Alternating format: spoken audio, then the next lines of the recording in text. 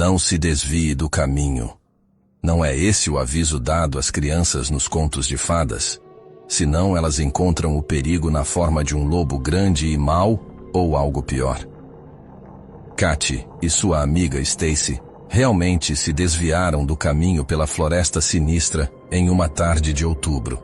E o que elas encontraram lá assombraria os pesadelos de qualquer criança. Esta é a história de Katy.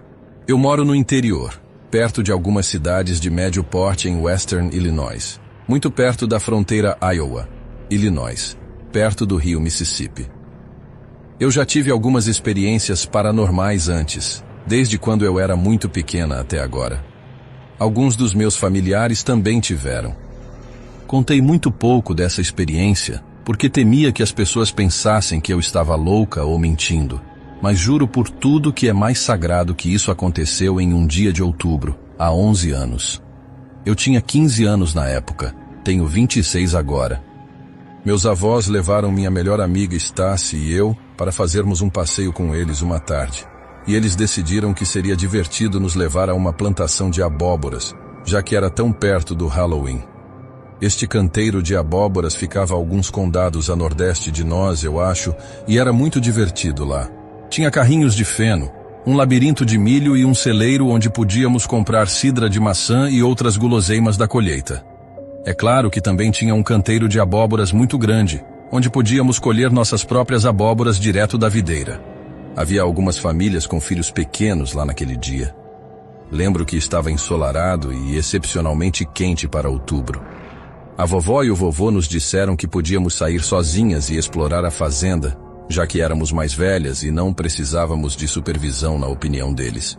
Então, Stacy e eu partimos para o canteiro de abóboras, que tinha uns 6 acres de extensão. Acho que foi isso que a placa na estrada disse. A plantação de abóboras era simplesmente enorme e extensa. A plantação não foi feita em um campo reto, nivelado ou quadrado, como muitas delas são. Havia pequenos caminhos de terra, colinas, um riacho e pequenos bosques e árvores que separavam e dividiam partes dela. Ela virava uma esquina, um pouco atrás da floresta, se é que você pode imaginar o que estou descrevendo. Stacy e eu estávamos nos divertindo percorrendo toda a extensão da plantação e explorando todos os pequenos cantos e recantos do campo. E finalmente viramos aquela esquina bem no final dela, de modo que ficamos fora da vista da fazenda principal, onde meus avós e todos os outros clientes estavam. Quando contornamos aquela curva, vimos que estávamos diante de um matagal bem denso e com muitas árvores. Pudemos ver que o bosque se estendia por uma colina de tamanho grande e que havia uma fenda rochosa que quase cortava a colina no meio. Havia água escorrendo pela fenda na forma de uma pequena cascata que desaguava em um riacho na base das árvores e corria para a floresta em algum lugar fora de vista. Lembro que ficamos pasmas, porque era muito bonito, com a luz do sol brilhando na água e todas as folhas vermelhas e laranjas caindo por todo lado. Stacy teve a brilhante ideia de ver a que distância o riacho ia da cascata. Stacy sempre foi muito mandona e, embora eu achasse que não deveríamos, fomos assim mesmo porque eu não queria discutir com ela. Ultrapassamos o limite do canteiro de abóboras e entramos no matagal. Quase imediatamente, após cerca de 10 passos seguindo o riacho, chegamos a uma pequena construção de tijolos. Eu realmente não sei para que era, mas era feita de tijolos vermelhos, era bem baixa no chão e tinha uma forma quadrada, hexagonal. Tinha uma chaminé de um lado, uma porta de metal e uma janela em pelo menos 2 lados. Era muito pequena para ser uma casa, mesmo para uma pessoa. Isso me lembrou dos pequenos banheiros encontrados em alguns parques públicos. E foi aqui que aconteceu a coisa terrível. A criatura. Quando Stacy e eu contornamos a lateral para inspecioná-la, na janela do lado direito do prédio, havia um rosto nos espiando. Eu sei que isso parece estúpido, mas parecia um porco com pelo ou pele preta como breu, olhos vermelhos opacos e dentes realmente longos e afiados saindo da boca. Os dentes não eram presas compridas como as de um javali. Não tinha presas. Eles eram mais como dentes humanos assustadoramente longos e que se projetavam para fora de sua boca. A expressão em seu rosto foi o que mais me assustou. Parecia ser mau, zangado ou hostil. Parecia que queria nos machucar. E devia ser alto porque diria que não estava de quatro como um porco normal estaria. Para olhar pela janela, ele tinha que estar de pé, ou pelo menos curvado como um homem sobre os dois pés. Assim que Stacy e eu colocamos os olhos nesta criatura, ela gritou: "Oh, meu Deus!" E a coisa gritou também. Era como o som de uma vaca quando está brava ou estressada, mas misturada com um grito humano. Não foi um grito de medo. Foi como se quisesse nos atacar. Como eu disse, tive a sensação de que ele queria nos machucar ou estava com raiva por estarmos ali. Nós duas gritamos e quase nos empurramos tentando fugir daquela pequena construção. Não sabia se estava atrás de nós ou não, mas eu estava em modo de sobrevivência e não olhei para trás para verificar. Finalmente chegamos à beira da plantação de abóboras. Saltamos sobre o riacho e corremos todos os 6 acres até a fazenda. Quando chegamos onde todas as outras pessoas estavam, Stacy simplesmente parou, congelada, perto de uma barraca de vegetais e não se mexeu. Era como se ela estivesse em choque. Fui ao celeiro aberto onde vovó e vovô conversavam com o dono da fazenda. Eles viram meu rosto e sabiam que algo estava errado. Vovó, vovô e o fazendeiro me conduziram para trás do celeiro para que as crianças e famílias não ouvissem o que eu tinha a dizer. Eu disse a eles exatamente o que tínhamos visto. Vovô não quis acreditar em mim e disse que apenas nos assustamos. Fomos buscar Stacy, que ainda estava na frente do celeiro parecendo traumatizada. Quando eles finalmente conseguiram fazê-la falar, ela disse exatamente a mesma coisa. O fazendeiro. O negócio é o seguinte. Assim que o fazendeiro percebeu qual tinha sido a pequena construção de tijolos tínhamos visto, seu rosto ficou branco. Parecia que ele havia levado um tapa. O avô perguntou a ele qual era o problema. O fazendeiro sussurrou algo para ele e o vovô nos disse para esperar no carro. E foi o que nós fizemos. Quando o vovô voltou, ele parecia muito abalado. Ele entrou e contou a Stacy, a vovó e a mim, o que o fazendeiro confidenciou a ele.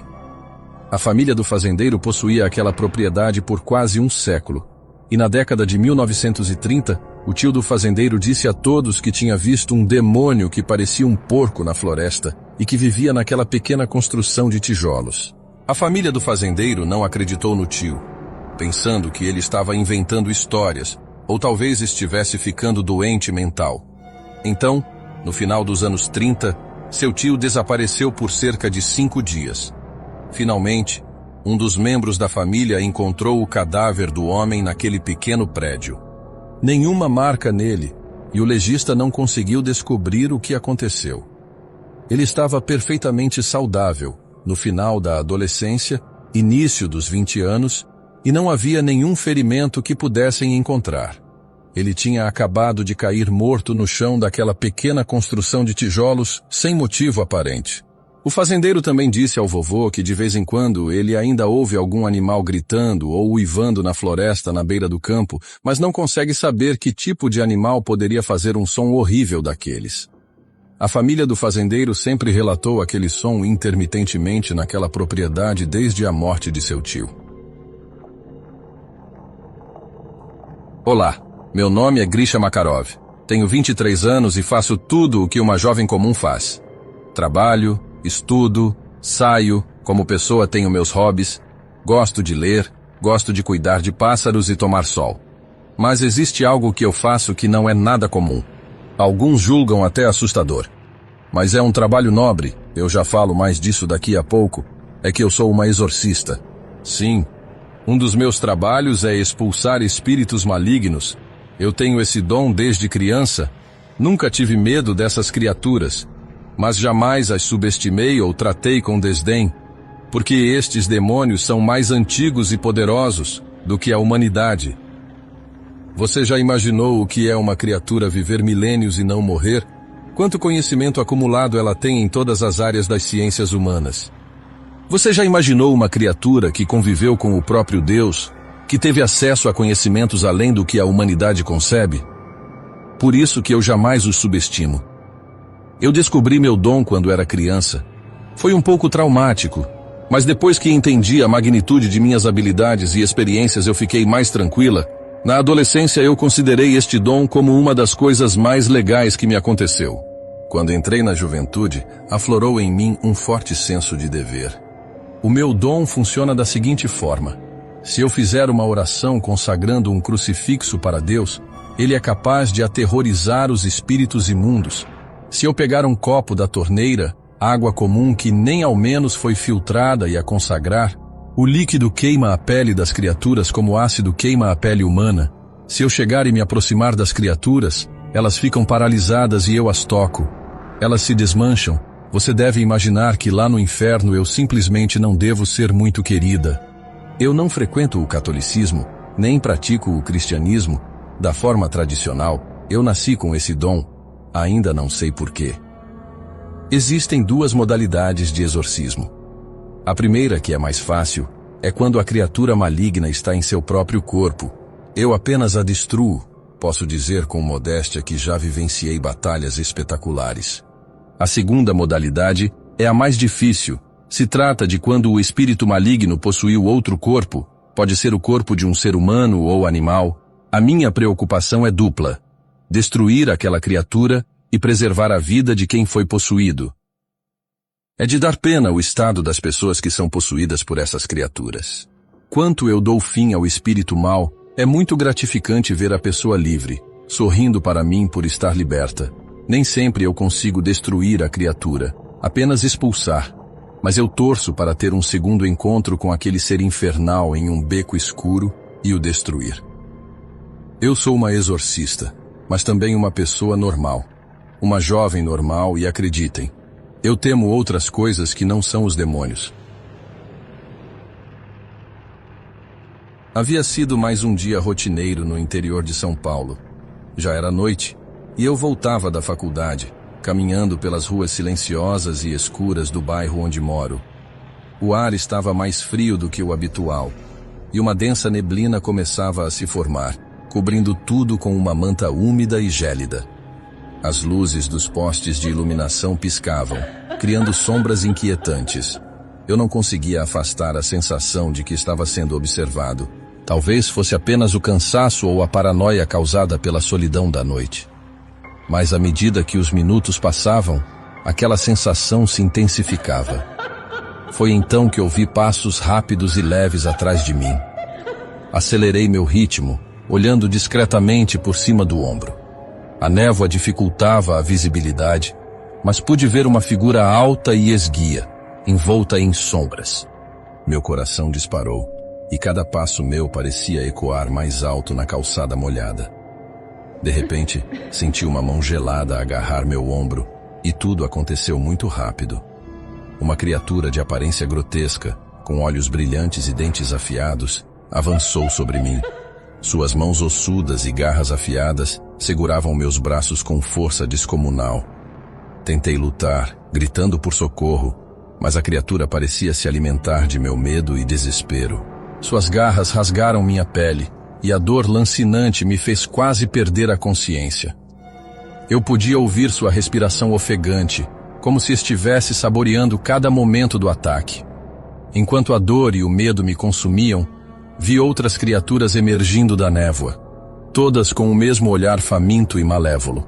Pareciam estar esperando a hora certa para devorar o que restasse de mim. Com um esforço tremendo, consegui escapar de suas garras e correr em direção à minha casa. Meu corpo tremia, e cada passo parecia uma eternidade. Ainda podia ouvir o som dos grunhidos e passos rápidos das criaturas, como uma lembrança aterradora que não consigo apagar. O medo me impulsionava, e a adrenalina me mantinha em movimento. Quando finalmente alcancei minha porta, entrei rapidamente e a tranquei com todas as trancas disponíveis.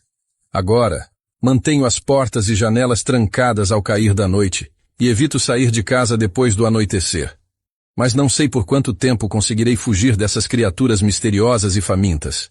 A sensação de ser observado nunca desapareceu, e temo que um dia elas possam me encontrar novamente.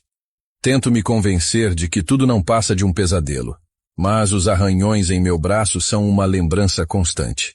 À noite, Meus sonhos são assombrados por aquelas figuras sinistras. Segundo relato, um encontro com um porco demoníaco.